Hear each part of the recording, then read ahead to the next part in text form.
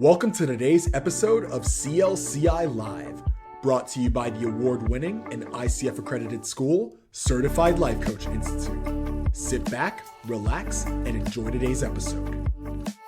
Hello, welcome everybody to another week of CLCI Live.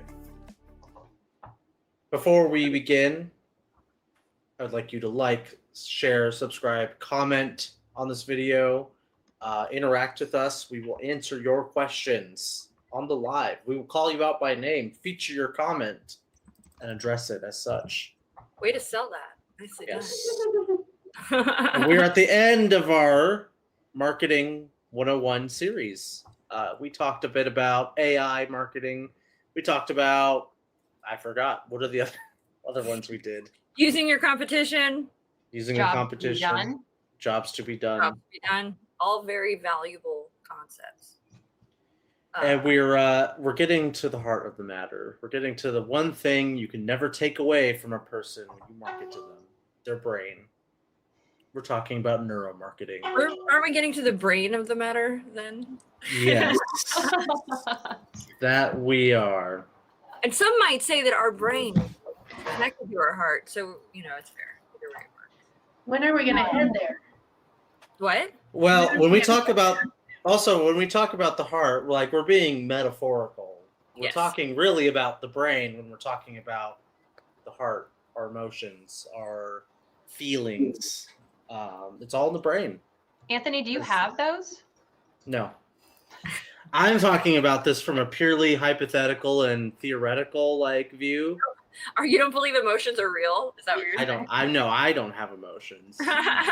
And I make all my decisions based off of logic and facts. How do facts make you feel, Anthony? I don't feel any facts. Darn it. I was hoping to catch you there. So this is a topic that has fascinated me for a very long time, and something that I love and I hold dear, and I employ some of these tactics whenever possible and encourage others to do the same. Not to be manipulative, but just because they work. But so I could go on and on, but in your research, what is neuromarketing? I had to dig through a lot of, there was the research that you posted and I did my own research, and it's kind of tough. And I feel like neuromarketing, or let me take a step back. I feel like coaching is susceptible to two forms of woo, which is like the spiritual, transformative, feel-good woo-woo, and the sciencey, pseudoscience woo. And it's this almost tending towards that, but there are some parts where this does make sense. There are scientific studies that show you can affect somebody's attention or what gets them energized or even buying things. And you can look at how does that reflect in the brain. But there's a lot of things where I'm I don't know. I'm a bit skeptical towards it. So what are you skeptical about? I'm just curious. The things that aren't exactly grounded in looking at somebody's brain response. So when a lot of people talk about neuromarketing science, people are in labs, they're getting MRIs done, you're actually looking at where people's eyes are moving and how they're responding, and you're sort of doing that way. Where I'm having a hard time is translating the science into action for people to take in their marketing. And I feel like a lot of quote unquote neuromarketing scientists and marketers are preying on regular marketers to try to sell maybe a product that doesn't pan out so well. I see what you mean. Okay. I see what you mean there. You're talking about literal tactics of somebody saying, if you do these things, I've got these tips and tricks, follow them and things will be awesome. Yeah. I can see that. Absolutely. Especially because the knowledge is out there. Really, ultimately, it's not like a secret. There might be some stuff that's secret we've learned after the fact that other companies are studying and things that they're doing that we don't know about. But True, we could talk a lot about social media and how Facebook maybe uses neuromarketing. a lot of Sort of Amazon, all kinds of Amazon. This has been going on our whole lives. I don't think that people realize to what degree our lives are shaped by marketing. Like everything out there is marketing. You can't go anywhere without seeing it somewhere, and to think that doesn't affect us on some level is to be completely naive, I think. Jen? You asked about what neuromarketing was, and I wrote one of the definitions that I heard that I thought was super simple, and it was how emotions and intuition shape our decisions. And then I wrote in parentheses, AKA subtle mind control. Yep, that's exactly what I came to conclude. There's a documentary that's like 4 hours long. It's called, oh shoot, what is the name of it? Anthony, I made you watch it. I know. It's depressing. And it's the guy who was the nephew of Freud or something like Freud, that. yeah. And it's sort of where propaganda was born and where a lot of these things were born. And it was basically his job essentially. And he's one of those people that was like at peace treaties and all of these things. Century of the Self. Century of the Self, but nobody ever said who he was. Like there was like, he just always, you just see pictures and there he is. And like, there's never an explanation for who this guy is and why he's there. But he has had such a major effect on modern day, and people don't even know who he is. And it's just this very crazy kind of thing. Edward Bernays, that's right. Don't get saucy with me, Bernays. He did the Torches of Light or something like that. Yes, yeah. Where the cigarettes were not selling to women. Right. And so there's this big public something or other going on, and he hired socialites. He literally hired socialite women to put on their best dress and at a specific moment light a cigarette and all smoke, and female cigarette sales skyrocketed like crazy. I mean, just very, there's just these, essentially, there was a time long before where we didn't look at things. I mean, we were content with what we had. We bought what we needed. And his entire job was to convince, the U.S., a great big deal of the U.S., to learn to buy things they didn't need. And it was very, very interesting. Depressing documentary, but interesting. And this sort of falls into that, probably not as neuroscience based back then, but I think that there was definitely neuropsychology. He was Freud's son. I don't think that's or Freud's marketing psychology. There's any. So, what's interesting, Brooke, is that example you gave about really just convincing women and hiring them to smoke cigarettes all at the same time in a social setting. It was also paired with a moment like where it was like the moment that they said something like light your torch, and boom, they lit their cigarettes. That is something emotional. Part of an example in neuromarketing called social proof, where the proof of something working or being acceptable socially is done in a social setting, and it reflects on other people's behavior. An example of this in coaching is if you knew somebody who had a coach, and because of that, you got your own coach. It's a form of social proof. I would apply that too. It's also a hurdle in coaching as well, because there are circles and things that are out there that do not favor coaching. And it's widely accepted within that circle that coaching is, a number of things that it may or may not be. And so it's a hurdle you have to cross in those groups, whereas in other groups, it's not a hurdle because it's socially accepted. Everybody in that group is okay with coaches and coaching.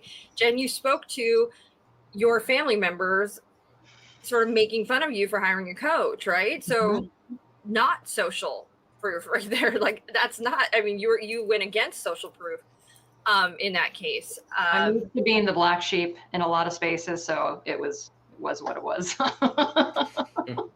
I found that fascinating too, that when they spoke to Apple users and versus Samsung and Galaxy users, essentially Samsung users, that the Apple users got defensive for their brand and but the Samsung users were indifferent to the brand. They just did not like Apple. They just so like their brand was not Apple. Like that was really ultimately what their brand was. Android users are just a bunch of big haters, is all. Hey, I'm an Android user. We just don't like Apple because we feel like I only hate things that are inferior and are terrible. So there you go. kind of agree. I feel like you get ripped off in the process too. Let's not talk about that. But there's all these things that go on. I think one of the fascinating things in this is the concept, and I don't know that I 100% subscribe to it, but it's not something that I don't consider, is that much of our decision making is done subconsciously, and then much of our justifying of that decision is what happens consciously. So we decide something on an emotional level and then justify it in a number of ways using our frontal cortex, that the non-lizard brain, right? So mind you, there's, like Anthony said, there are arguments that say that's not 100% true, but what they have proven is that it's definitely, we are definitely influenced subconsciously far more than we realize. And even when we know that we're being influenced subconsciously, we still manage to be influenced subconsciously. It's like a hurdle we can never get over. It just built into us innately. Maybe it'll take like 8 generations of awareness before we start seeing the ability for us to be like numb to this kind of influence. But the reality is right now we are definitely influenced on a subconscious level. Mm-hmm.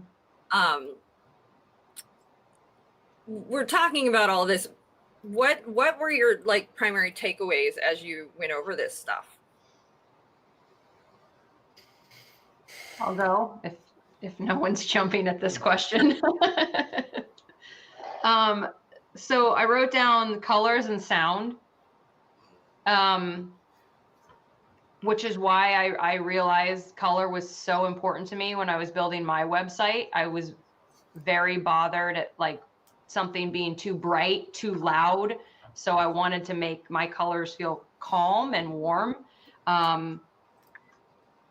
What I thought was really interesting too was fonts. So they said, if you want to say something convincing, you want to say it with a simple font because you don't want to create friction in reading and translating it. So if you write something that you want to convince someone of in a complex font, that's going to create friction in that translation, and they're probably just going to, let it go. And it got me thinking about, there's a couple websites that I've made note of in my head of like, I won't even read what's on this person's page because the font bothers me that much. Everything in cursive. No, but the flip side is though, there are times to use that because you commit things to memory better if the font is complex.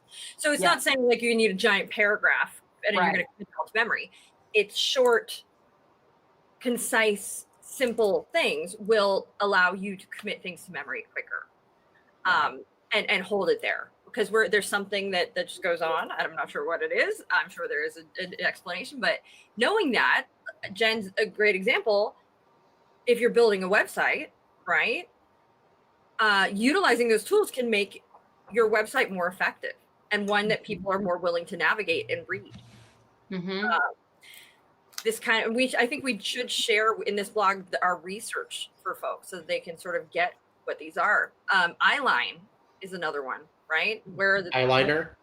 No, where your eyes are looking on. So if we have a picture of a human being and they're looking up this way, I'm looking away from like where my name is, okay? But if I want people to look at my name, I'm going to look down at my name, and our eyes will naturally follow the eye line of the person that is there. And Anthony, the proof of things like this is there are actual services that you can hire. It's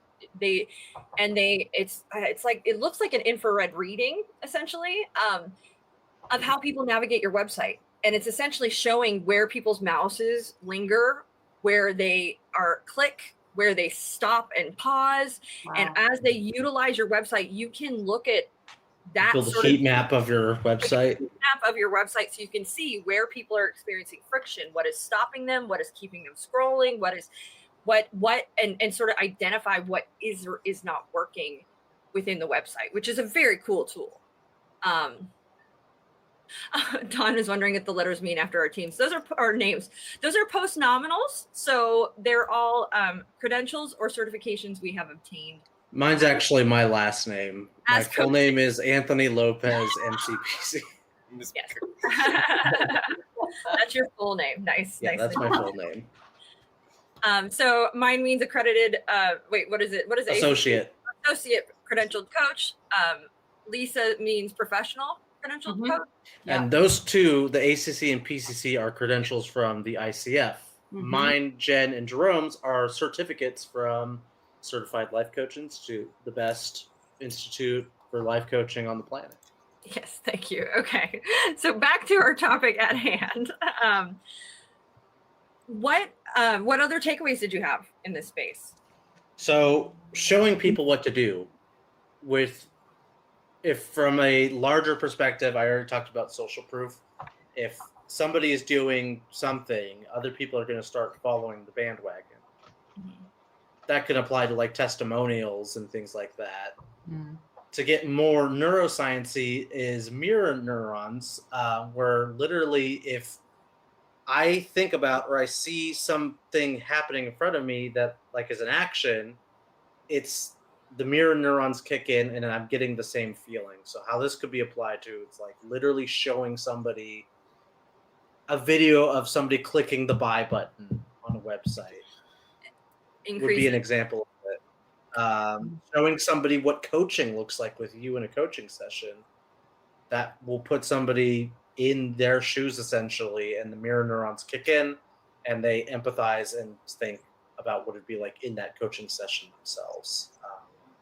I call them mirror neurons selfish filters. Like essentially, like we as we experience these things, we run them through our selfish filters essentially, and we apply everything to us, even subconsciously. And so, it's inevitable that when we can't experience life, and Anthony can get philosophical with this if he wants, but we cannot experience life without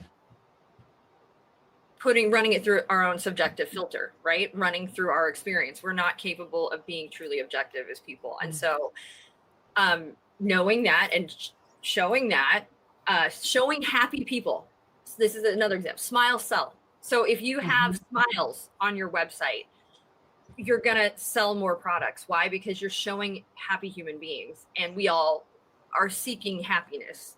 And so we're going to be more inclined to purchase something from a website with smiles than a website with a bunch of grumpy people. The other side, they've found, like with commercials, they'll show a commercial after, let's say there's a drama and something horrible happens in this drama. Let's pick something terrible. A child dies, right? No company wants to run their commercial after that scene. And because after that scene, nobody is buying anything. But like after, let's say, a wedding scene or a proposal scene, and everybody's happy and cheery on that show, people are much more inclined to have a positive reaction to the commercial shown after that. So commercial buyers will be asking about what is happening prior to their commercial spot before they pay for it and choose to advertise in that spot. It's funny that you mentioned that, because there was there's like a meme that was going on. It was like a Nickelodeon meme where it'd be like at the very bottom of the TV, it'd be like SpongeBob laughing and it says up next, but above is this like horribly sad, depressing scene that just like was at odds. So Brooke is kind of right about that. You're not going to find a lot of people who know what they're doing as terms of marketing goes. You're not going to find a lot of that happening where you have contrasting emotions like that. No, you might be able to sell like life insurance maybe after that. But child insurance. That's terrible. I don't think that exists. So these are all things to consider, right? As we go out as coaches and present ourselves to the world, things to consider. I have a question though. Do we feel do we feel manipulative when we have these tools in our tool belt? Yeah, I'm manipulating the feelings of people to get what I want. I'd say no. There was a point in time when I first came across the concept of neuroscience, especially neuromarketing, where I figure, since I understand the back end of this stuff, now I'm going to be more likely to kind of be put off by particular advertisements, maybe some of these particular techniques. But now, as I've come in to grow into the person that I am, I actually really appreciate really good, really sound tactics being presented to me, as opposed to these really just quick in your face and not very well done tactics. Yeah, that hokey. I'm not into hokey. Yeah.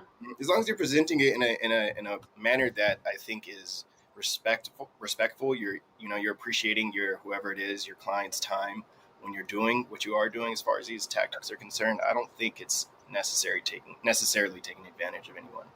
I think it's still, they're trying to get you to buy a product or a service. So it's still, I think, manipulation, but being able to discern that that's what they're doing, I think is helpful too. And so I think that's what you're saying, Jerome. Is that right? Yes. Also, I think there's a huge, what I found most interesting about going over all of this research, there's a huge aspect of brand identity, and especially with life coaching, I think that's huge. The brand is you. You are the brand. It's a lot different than if you were selling a product that's physical, for example, iPhones. You guys are talking about how even in the instance where a product is probably, and I would agree, Androids are better phones overall, I think, but I associate with the brand identity of Apple much more than I do with Android. So it's a really interesting space to play in when it comes to life coaching, brand identity, and being able to associate to a brand.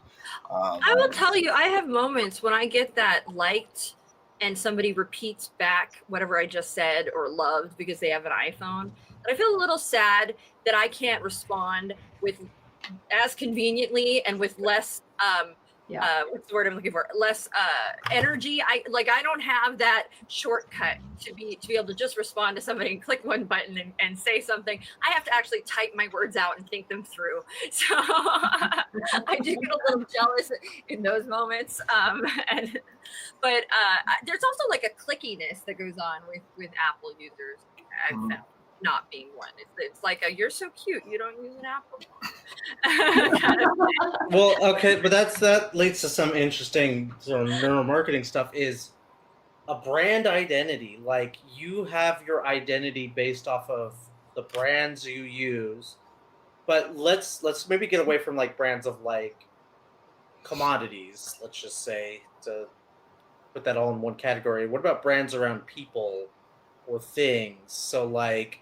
I know, celebrities. I love Pedro Pascal. I'm just gonna say it. Doesn't everyone? I like who he is. I like what he stands for. I like his personality. I like everything about him. I have bought hook, line, and sinker into that man's brand. 100% have. Jen doesn't know who that is. Oh my God! No. Do you not know who that is? Why are you outing me? He's the Mandalorian, and he also is in The Last of Us, and he was in Narcos, and he was in Star Wars. Or no, I haven't seen any of that. Yeah. Anthony's gonna get mad at me because he's gonna say that. Well, I like weird.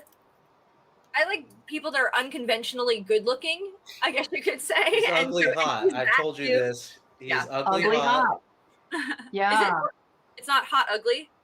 No, hot ugly is like people who are like trying to be normally hot, it's the other way but they're around. just ugly. Yeah, ugly hot is like you're weird looking, but you're good looking. What are you guys talking about? That is so rude. We're talking about the neuroscience of what attracts people. Where it deviated to, that wasn't part of it. That doesn't. Brooke, you got away from the point as well because. Yeah, what was your point, Anthony? Well. Pedro Pascal would only work is if we were like production managers or casting agents, and then we could talk about Pedro Pascal as a brand. What about what I'm talking about? Hold on. for coaches, Yeah. do those kinds of people exist in maybe the self-help or coaching world? Those Yes. people Tony who are Robbins. brands. Tony Tony Robbins. Yeah, there's a time. Brene Brown, which it's the self-help world is the wider Right. world Yeah. that we go into, that self-help world. And then There's they've even also- like Eckhart Tolle and even like Russell Brand. Russell Brand. Yes. Yes, there's Russell Brand is also the owner. What was that self-help? What's the neuroscience guy too that I just don't buy his stuff? I'm sorry. He's always talking about the pituitary gland. Wait, it's gonna kill me. It's all the spooky woo-woos who I appreciate. I'm not saying I don't appreciate you. I do. I don't appreciate them. I'm wearing my crystal bracelets. Who are you talking about? I really want to know. How you can slow time down and speed time down with your pituitary gland, and he is he's a little more worried. Like he is a doctor, so he has Dr. Joe Espinoza. Oh, Joe Dispenza? Oh, I love him. Joe Dispenza. Yeah, Joe I Dispenza. love him. Okay, but to sort of round out my point that I was trying to make, though, with the brand identity, people with influencers as well, especially like if you think about TikTok, Instagram, streamers, YouTube, celebrities, things like that, they have a brand identity that the consumer has an identity and is granted an identity by virtue of liking this person or participating in their content or buying their products. Mm-hmm. I'm not saying that every coach in the world, though, needs to be an influencer. No. But they also need to consider their brand, which now brings me back to the South Park episode. So it says, but why do they buy into those things? Why? Because at some point we have connected with them. And at some point they have said something that speaks to us, that connects with us, that we identify with. Mm-hmm. And if they continue to do that, what happens is we begin to identify with who they are, what they present, and have an innate trust that is built in with them and what they present to us. And it becomes something that becomes part of our own identity, right?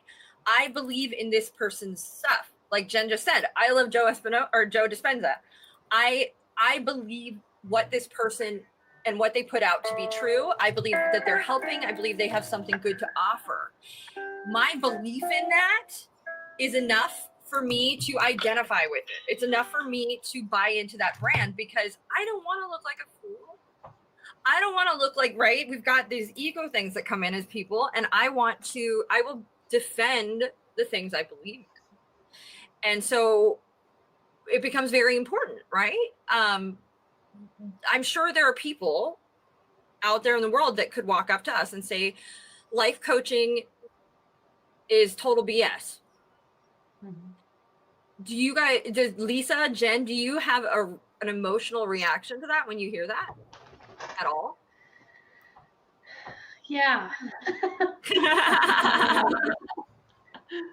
Tell us more. Yeah, there's time. It depends on where I am in that moment, who's saying it, how they're saying it. But absolutely, because we all have experienced how it has, and what they're talking about, I don't know enough. So, and like Jen said, tell me more. What gives you that impression? I might be in that place to find out, or I might not. What are your thoughts, Jen? Well, I could see how I could let it bother me, but it doesn't, because I just think that person doesn't know enough yet. And it's really that simple. Like, I see them as just not aware. Mm-hmm. And so of course they hold the belief that they do. They don't have the information that I have. And so I'd love to share it with them if they want to talk about it. Okay, let's kick it up a notch though. Wait. Hold on before we do. Mm-hmm. But so that coach, you are all a member of the Life Coach brand, right? And when Jen says, well, I'm happy to share that information with them, that's her defending her brand. That's her defending her belief system. Mm. And this is something we can apply in many ways. Anthony, go ahead. I was going to maybe kick it up an emotional notch. What if instead of saying life coaching is BS, people who buy life coaching are full of BS, or people who practice life coaching are full of BS? Yeah, I would say I totally understand how you could feel that way and think that way. I myself may at one point have thought and felt that way too, but I've learned from experience, right? From lived experience working with a coach and then realizing, oh my God, this is so good. I want to go do this for other people, that, yeah, that's not how I think and feel anymore. So it's just a different. Jen just keeps on defending life coaching. Right? She can't help herself.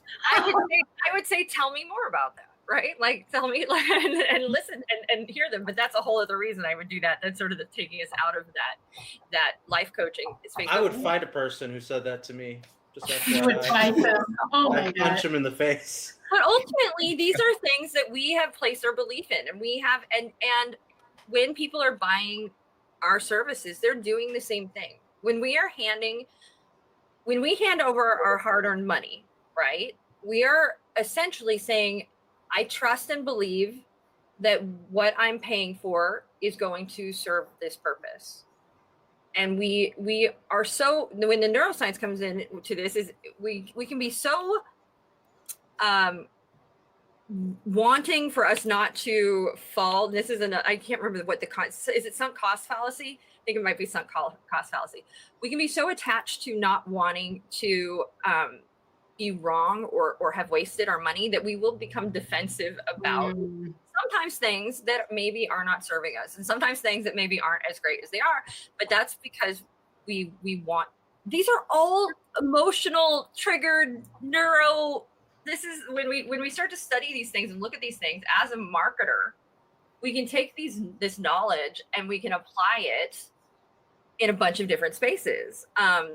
And does it feel like manipulation? Maybe. I think it is. We had this discussion in the Emotions 101 episode about emotional manipulation. Stop trying to make it sound like we're not emotionally manipulating people, because we are. It's your hang-ups about emotional manipulation that is the problem, though. I agree, and that's where things like authenticity come in, where we go, hey, I've been here too. I'm putting my emotional foot forward. I know I'm doing this to try to connect with people. But if I believe in what I'm selling, and if what I am selling will actually help that person, I feel like it's okay, right? There's no issue there for me whatsoever. Where I get mad is when you see, Jen gave us an example of somebody who put on, and this is an emotional, manipulative, neuroscience use of neuromarketing to some degree. It was that headline. Jen, what was it? It was a marketing headline. Like, this proven, the number one way to make six figures. Or something like that. Like, here's the number one. And I'm like, but the number one for who?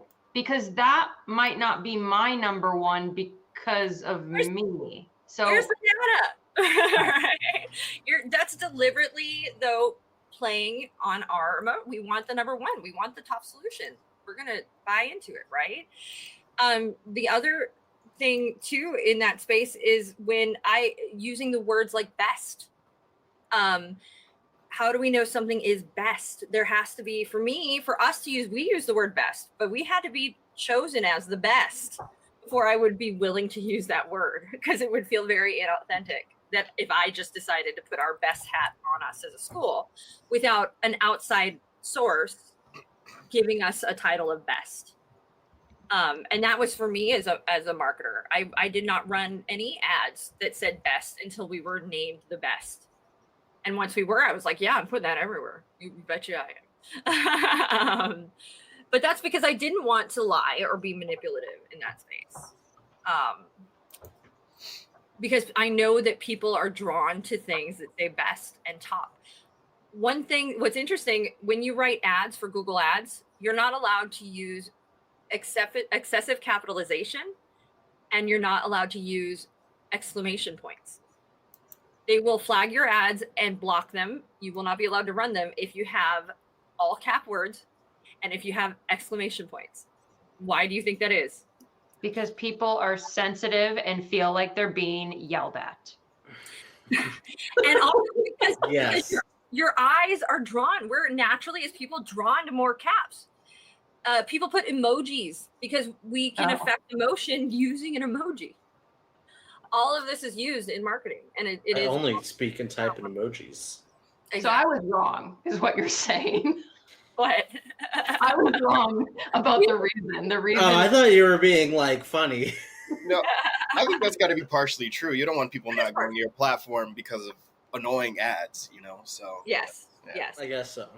But it's also built into Google Ads as a system because they do not want some ads to perform better than others because somebody chose to use all caps, and they also want their ads to look professional. And if one person gets to use all caps and their ads are performing better, everybody's going to start doing that. It's a snowball You have effect. a screaming match all over the screaming internet. Oh gosh, some people won't be able to handle that. Right? We don't want to. It's triggering. What are some? Oh, go on, Brooke. No, you go. One of my favorite parts in this, and I think it's because I'm a designer, is color science, like color psychology, and how the use of color, like you mentioned, Jen, can really affect emotion in people. Doing creative work in a room that is blue can be really difficult, but if you put oranges and reds in your spaces people tend to be more creative. Like, it's interesting that our heart rates actually pound faster when we see red colors. When we see blue, they actually slow down. So like there's been studies done where they've measured they've taken heart monitors and they've shown people different things and seen the effects of them and how it affects. And now that's been applied to brand colors. You'll notice almost every bank brand has the color blue because it generates trust. Yeah. It calms your nerves. It makes you go, I'm going to put my money there. You'll notice that food brands a lot have red and yellow because it makes us hungry. Our heart speeds up. We get hungry. We tend to like food better if it's set on a red plate versus a blue or green plate. Just these little things that happen. A yellow plate. Ugh. Could you imagine eating a yellow plate? Bro. But it's there though. Look about McDonald's colors. Those are chosen on purpose. Each of those colors, all of them, very deliberately chosen because of the effect they have on people. What else did you think in this? What colors? Oh, well, I want to ask you, what colors then would I be if I'm a coach? I'm making a website. What kind of colors am I going to use? I would say the most important thing is making sure that your text is heavily contrasted off whatever background you choose. That's a good point. People, I don't remember the percentages, but people are far more inclined to click a button that is red or orange or green over the color of other buttons. But there are other tricks that you can use. Outlining your button, having your button flash, there's all these things that will get people more likely to click your button. Having a button be a pop-up, so when somebody's trying to exit your website, it goes to... That can also be insanely annoying. Don't do that. Actually, if there's any pop-up on the screen, I don't care what it is, it's closed. I am not reading it. Absolutely not. No. It depends. I'm not going to say that 100% because there's definitely pop-ups I pay attention to. But that's, I think, minuscule. I think worrying about what color your buttons are and what color and having it be specific colors is really not as important as making sure your message is clear. You can read what's on there. It's going to connect emotionally with people, and that whatever colors you choose speak to your brand, speak to your message. So if you have a client that is spooky woo woo, right, and is hippy dippy, which I love these people. I'm aging into a hippie, and that's why I can say this. You might choose green or purple. Those colors tend to say what that is, right? I get there. I know what this is. I found these are my people, right? So they're using my colors. And I think that is more important than I'm going to choose the perfectly, red button they're going to click and this and that. I think it's more important that whatever colors you choose are consistent with your message and who you are and what your customer likes and what they like to see on a website. Which can be different from person to person. So I don't think you have to put a lot of stock in.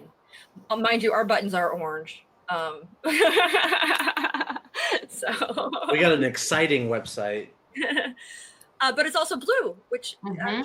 a lot of schools do have blue in there as well. So Back when we first got started, we were a lot of browns. yeah. Oh yeah, it was very brown. Oh my gosh, a lot of browns. It's I interesting. wish I could have seen what that website looked Yeah, me like. too. Oh gosh. I'm glad it is different. Can we change the background that we're on right now? Yeah. Because right now we're on like red, orange, yellow. Yes. What if Well, we that's had, creative. right? But what if we have a blue background for more trust? Mm. What is it? I actually I like it. feel. Look at that. Oh, I like I go ew. I don't like it because it I reminds No. me feel of Windows sleepy background. and tired. I feel like And we're at a I'll Neuromarketing sleep conference. It does. What's the most insane background you can find, Jerome? Oh my goodness. Well, I can upload a very insane one. This one's pretty wild. But that's the thing. So let's Oh, God. we've talked a little bit I like about that one too, but it's a little crazy. we talked a little bit about color, but one thing that I think we haven't talked about is sound and how Mhm. important sound is.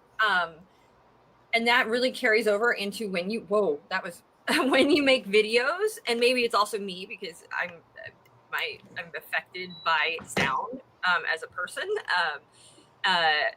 The having a good sound where people can clearly hear what you are saying in a video and things like that is so important, Mhm. and can make people check in or check out really fast, establish trust and lose trust really fast. I know that from film school. Also, have you ever been on a website that had noise? Yeah, I hate that. Oh, I don't like it either. I Everybody- absolutely hate that. Don't ever do that when you Visceral make a reaction website. is like, Are you thinking "Ugh," about like the landing page where it's automatically going to just start playing something for you? something. Yeah. Oh my god. Like a MySpace page. Yeah. Right. Right. Horrible. It's horrible. I feel insulted. Like, don't do that. If like there's something where like it pops up on my screen and like it's a spinning wheel and I hear tick, tick, tick, tick, tick, tick, tick, tick, tick, I'm like, "Nyeh." It's like nails on a chalkboard, right? So like knowing that and how but if we do a video, let's say, and we have soft music playing in the background, and this video goes along with it, that can be something that is very beneficial. If I want to give a really strong and message that assaults the senses, I might add some really loud, crazy music and make pop-up sounds when things pop up on the screen to get us to pay attention. All of that is neuromarketing. When we hear boing, and when we think of pop-up video, right? Like, it's to draw our attention to that sound to get us to stop doing whatever we're doing and focus there. And so you can utilize those kind of tools, and that's a use of neuromarketing for sure. They did a study, like I know they mentioned the one there where the bananas on the dark shelves versus the light shelves. So they had white shelves and they played light music, and people bought the bananas off of the light much more. They also did a similar study. They were selling something and they played like metal music in the store, and nobody bought. Like, and people were like, That'd be cool. I'd be walking around the store just like, go to shop and like, but no, that metal does not make us want to purchase things as human beings. Definitely not bananas. Certainly not banana. No. that's cool. But we can, as a coach, how can I utilize these things? When I create a video, I can make sure that what I'm doing is putting my listener at ease, right? Is getting them and creating a safe space for them to enter into that space and listen to what it is that I have to talk about and what it is that I'm selling. Or I can, instead of creating a safe space, I can assault their senses, depending on what your message is and if that works. Another trick is to invite people to do things before you sell to them. This is a neuromarketing hack, and you'll find if you This see is it like a social hack too. Like if Yeah. you want somebody to like you and you've never like met them before, ask them to do a favor for you. They will like you. They will, yes, and What? it means You never heard that before, Jen? If we don't know each other, you're going to ask me to do a favor for you? Yeah, and if it could be something small, like I could hand me that pen, or if you're in the same room. could you grab me some napkins while you're up? Oh, okay. Oh, okay. Not like, can you give me $10,000? Just a little favor. Give me a ride to the airport. Yeah, not level. that kind of stuff. It's a little, Yeah. I would Little say tiny typically, favors. yeah, typically And the interaction starts with you too as the marketer. So you're doing something for them. If they enjoy it, then ask for something in return. Yeah, so Straight basically out, do something. you share something, a tidbit with them, and then you invite them and you ask their permission. Can I talk to you about something that I'm excited to share with you? And This sounds like the people who come knocking on your door. I don't know. Have you heard the good news? our ears perk up. But the reason that is so prevalent is because by asking permission, if we give you that permission, we're far more open to whatever it is you are selling than if you just come up and go, I'm going to talk to you about, I'm going to sell you this cup of lemon juice right here. Like if I say, can I talk to you about how this lemon juice has changed my life? That's going to, and I say, okay, I'm much more willing to listen when you ask my permission. I'm willing to hear what sort I of go, tale you're about to This is my spin. life. You're going to listen right now, right? Because it doesn't feel forced on you at that point. So how would you use that, like on social media or on your website or on YouTube? I mean, you ask people, do you want to hear about this? What do you want to know about? Leave a comment. Guys, Leave a comment in the messages if you want to hear more. here's what I come across sometimes. If you guys want to learn more about this, subscribe to my Patreon for exclusive information, yada, yada, yada. If you guys would like X, Y, and Z, do this. And that's what leave a heart in the chat if you want to find out more. I'm going to give you a nugget of information. If you want more in this space, reach out and let me know. If you want more, click here. That's asking permission. Another way of asking permission too is a carousel. A carousel that says top 5 reasons your life is failing, right? And I know there's 5 dots after that. I have the choice to cycle through those dots and read them. By giving me the choice and not just assaulting me with it, I am now more open to the information that's going to follow. Wow. It's 100% true. Like, because you've given me the option of ignoring it or flipping through. But if you just throw it in my face, I'm less likely to listen.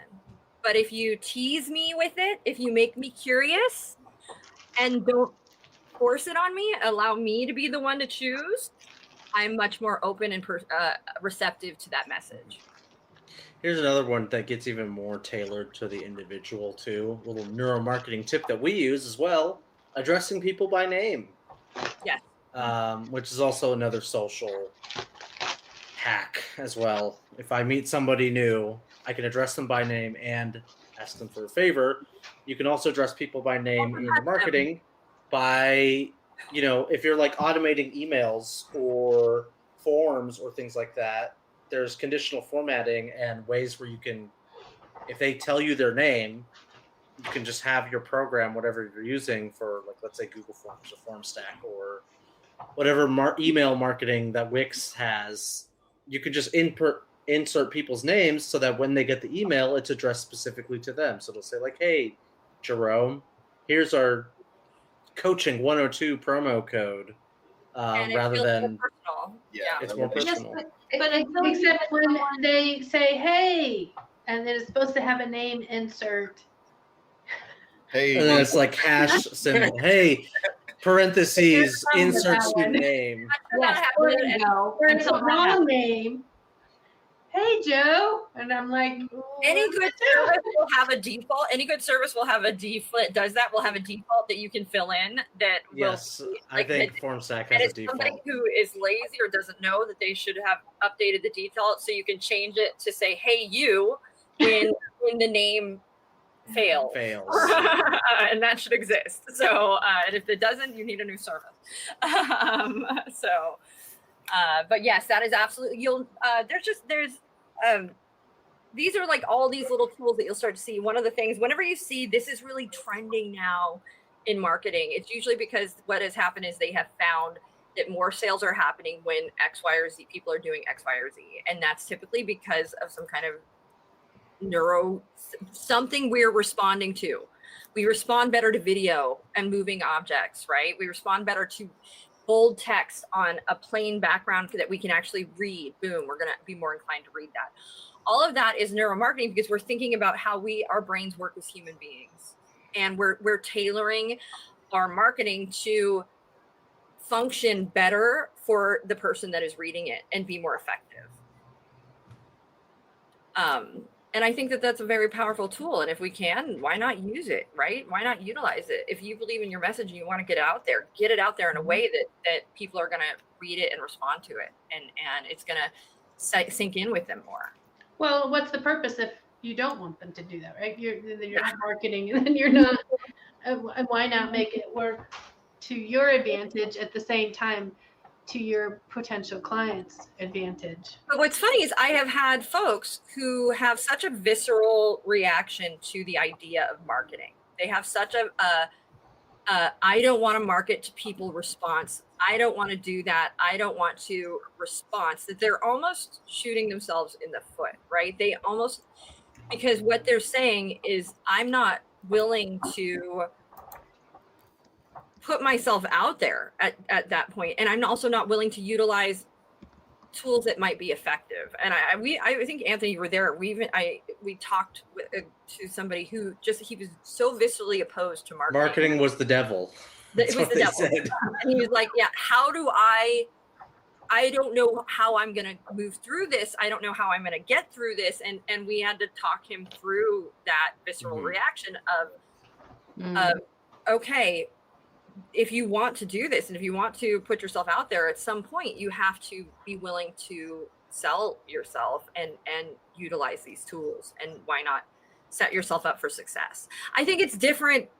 Subliminal messaging is one thing, right? Pumping chemicals into a room that's going to make somebody, pumping oxytocin into a room to make people buy things. We know is without them knowing, that is absolutely a manipulation. The reason every affiliate marketer has to have it listed on their blogs, on their sites, on all of their stuff, that they're an affiliate for the things they are selling, is because if they didn't, people feel highly manipulated at that point, right? So by saying, I am an affiliate of this company, I'm making money by saying this, people feel less manipulated. And I think that's sort of if I'm looking at an influencer, I trust them innately. So they've got to be transparent, and they've got to be transparent about being paid for the things that they are hawking, essentially. And where we get mad is when those things happen and we don't know about it and we don't realize it and we feel manipulated at that point. Which happens apparently. Facebook do. There's also spaces where it's just completely obvious that someone's just selling to you to sell, which is also a huge put-off. And that's where I had a little bit of trouble kind of going into marketing, understanding that there is a difference between selling to sell and then selling with marketing. I think the marketing part is a whole lot, in my mind, less evil than selling just to sell. For an example, I don't know if you guys are aware of like ADP or anything like that. I know people who work for these types of companies, and they could care less about their clients, their customer base. They're selling to sell because they have this quota to meet. And once they hit that quota, they'll do it however they want. Then they're satisfied. I had a security guy sit on my floor after I had told him, he was supposed to come in and we were talking about the system. It was supposed to be like a technical thing to see if he was supposed to be a tech guy to see if he could install it and if it could work. And I decided in the process I didn't want it. He literally sat down on my floor because he had to be there for an allotted amount of time, would not leave, kept pressuring me. And I was like, I'm writing the worst review. Harassment. Harassment. It was full blown harassment. And he was like a sociopath. I mean, the fact that he could do that, I was like, I'm uncomfortable. Get out of my house. And he wouldn't leave. Yeah. It was crazy. Yeah, I should have had an experience like that. When we were back in California, we were getting air conditioning or something like that. Anyway, the guy was sitting across from him and trying to do his utmost selling. Now you're talking to a guy, Harold, who was very technology savvy, mechanically sound. So he started spouting things off, and Harold goes, no, that doesn't, no. And the guy kept going and going and going. And then before you knew it, he was writing fluently upside down. So Harold could see the numbers. Harold goes, get out of my house. This is not happening. Same thing like you, Brooke, is that, he kind of just sat there and kept trying to push forward. Didn't happen. Yeah. You know what I felt manipulated by on social media? When someone has used a filter that is changing the structure of their face and I don't know it. I think that's what they look like. And I'm like, wow, how does that person look like that? I went to this, and I'm okay with it now. Like, I'm okay with it, but I was shocked. There was a woman who does Botox, fillers, things like that, all of these things. That I went to her company, and I thought, well, she looks made up, like not like, but I assumed she would at least have looked like the pictures, but she was so filtered and I was like, whoa. Right. And this is bad for your brand, because if they see you here, but I still ended up using her services, but she wasn't the one that came, somebody else. And but I was like, I still remember, I'm still like, oh God, fake, gross, fake, like, so like fake upon fake upon fake, like. Right, yeah. So here's a neuromarketing tip for the coaches who do their coaches online. It's called the halo effect, where if you're a good-looking person, people will think that you're more capable, you're smarter, you're such and such. So just always use the filter. Never meet people in person, because if you're coaching people always online and your business is conducted online, no one will know. No one. There you go. No. Will know. That's my final marketing tip, because we're about out of time now. I don't agree with that, though, by the way.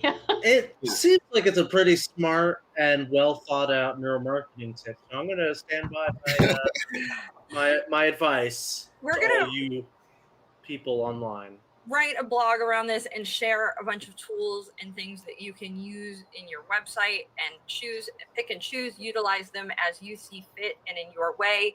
But always know that you can apply every neuromarketing tool on the planet. But if you don't put yourself out there, if you don't believe in what you have to sell, and actually create something that will help somebody else and put yourself out there, all of the neuromarketing in the world is probably not going to help you. So what's most important is figuring out who you want to help and how you can help them, and really believing in what you have to offer. I think that for me is the best possible sales tactic, honestly. As we finish up our coach marketing 101. Final thoughts? What's our new topic once we're done with marketing? I have consulted AI. I have you consulted me consulting AI. Yes, I am not settled on it, but I think it's going to be something in the realm of controversial coaching, something or others. So it should be interesting. I wish I could we're just going to tease it. You'll know what it is next week, but we're going to definitely a topic that is a little less dry than ICF and marketing, and little more gives us more ability to explore maybe areas of coaching that make people uncomfortable. So nice. That should be fun. I would say marketing is a space that you have to, as a business, embrace. Find a way to work with it in the ways that today are necessary for you to be found. Be authentic to you in your marketing as well. Just like Jen, she doesn't want to be anything than who she is and what she is, and she definitely wants you interested in her coaching model. That's it. Yeah, I want to say with marketing, it would be a disservice to you, your brand, and your company to not understand some of these techniques that we've been trying to share with you and utilize them.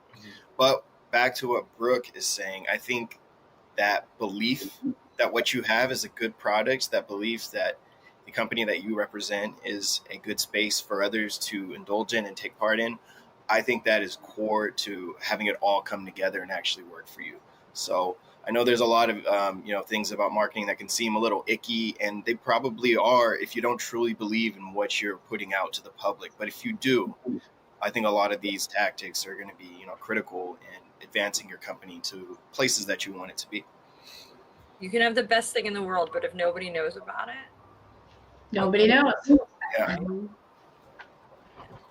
And I want to say that when you believe in what you can provide others with, the service of coaching, when you believe in it, show up, put your face out there. It doesn't matter what you look like, Anthony, because you are an example of what's possible for other people, and you never know who will be inspired by you showing up.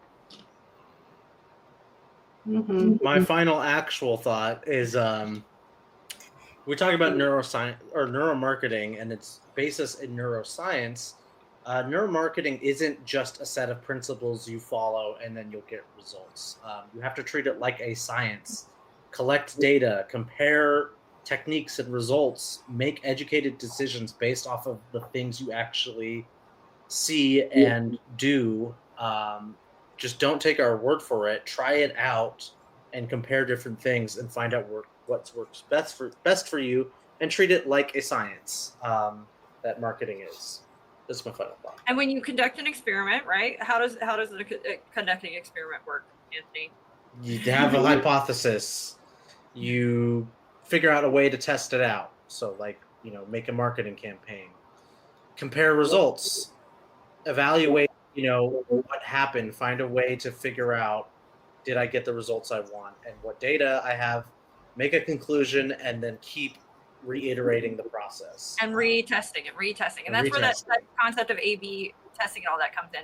If I have something to sell, I can write 50 different titles about it, right? I can write 4 different titles about it. I can write 2 and I can put them out there that have differences, subtle differences between one or the other. And I can see which one works better, right? I can put the same thing out to 2 different audiences and see which audience responds better.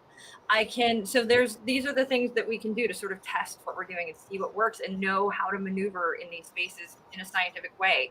And then practicing that over and over and over again, right? Going back and using that data, reusing that data, testing and actually looking at what the results are and not just throwing them out, right? Knowing that even when something fails, we can learn from it. Yeah. I mean, we've got data from blogs from years ago that, are still relevant today, and things of that nature. So treat it like a science. Don't just treat it as principles that you just need to follow blindly and things will work out, because that's probably not going to be the case. And you're going to walk away from neuromarketing thinking you were, fooled. And also really know that things change. Yeah. So you got to keep retesting, because maybe one day it works and the next day it doesn't. And it's because of something else that's out there, and you have to be willing to just keep rolling with it, flexing. Marketing is for humans. Human beings are people. They're changing, they're breathing, they're different. So you got to sort of stay on the pulse and be willing to move with them. So. All right, that should wrap up our live. See you guys next week. Be sure to take our classes where you can learn more about marketing on day 3 of coaching. Hey everyone, thanks for tuning in to today's episode. Once again, this is brought to you by Certified Life Coach Institute. We're an ICF accredited school who certifies our life coaches in 3-day online intensive courses. In addition to other podcast episodes, feel free to check us out every Tuesday at 4:00 p.m. Pacific Standard Time on YouTube or Facebook for our CLCI Lives, where we get together and discuss various topics that are centered around sharpening your skills so you can become a better certified life coach. For more information, feel free to visit us at certifiedlifecoachinstitute.com. Until next time, be well.